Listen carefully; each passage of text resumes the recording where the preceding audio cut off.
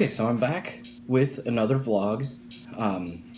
I recorded one last night, and I was going to be talking about something else, but today while I was editing it, it was clear that I was very tired, and I didn't really know where I was going. I didn't have a coherent thought in what I was talking about. And what I was talking about was actually a pretty important subject that should not be wrong.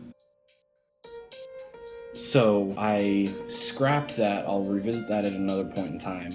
So I was while I was eating lunch, I was trying to decide what I was going to vlog about today instead. But what I was going to talk about is actually related to cats. This is my roommate's cat. His name is Koko.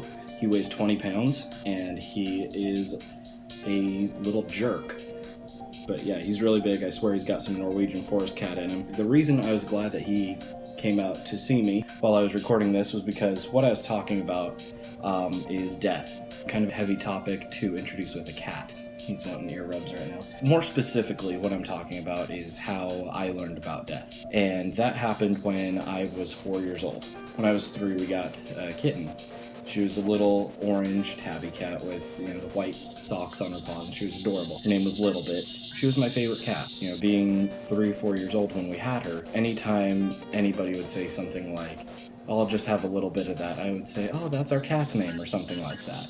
There was one day, it was a Saturday, I remember, I woke up, went out into the living room, I was gonna watch cartoons like I always did at 4 years old, and my mom told me, "Don't come out here."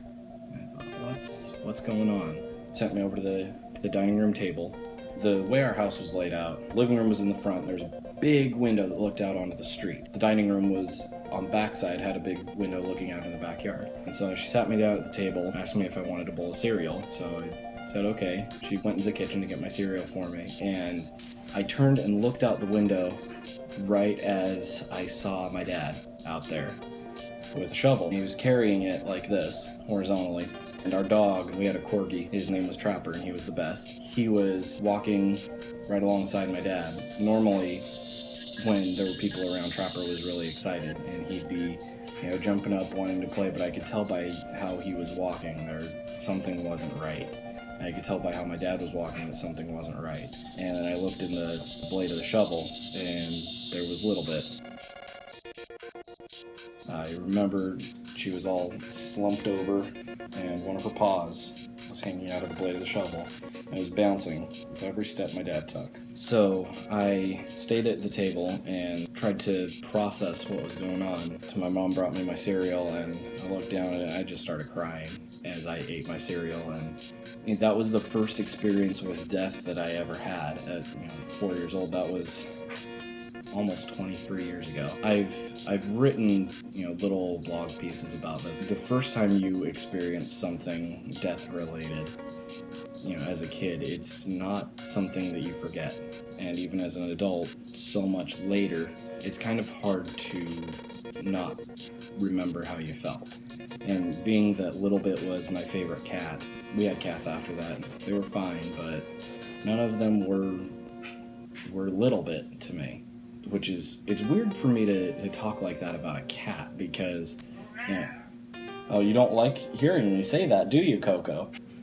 I'm not much of a cat person, and he just growled at me. I've always liked dogs better, but it was a cat that showed me that death was a thing. I don't know if that messed me up as an adult or whatever. Yeah, Koko seems to think so. But that's what I decided to talk about today because, I don't know, just felt like the thing to talk about today, rather than put up a video about an important topic that was kind of one bun run. I'm just coining all sorts of phrases today, aren't I? I will talk about that topic at some point in the future when I can form a better thought about it, a little more coherent. That'll happen at some point in the future, so if you don't want to miss that, hit subscribe if you like what I talked about today.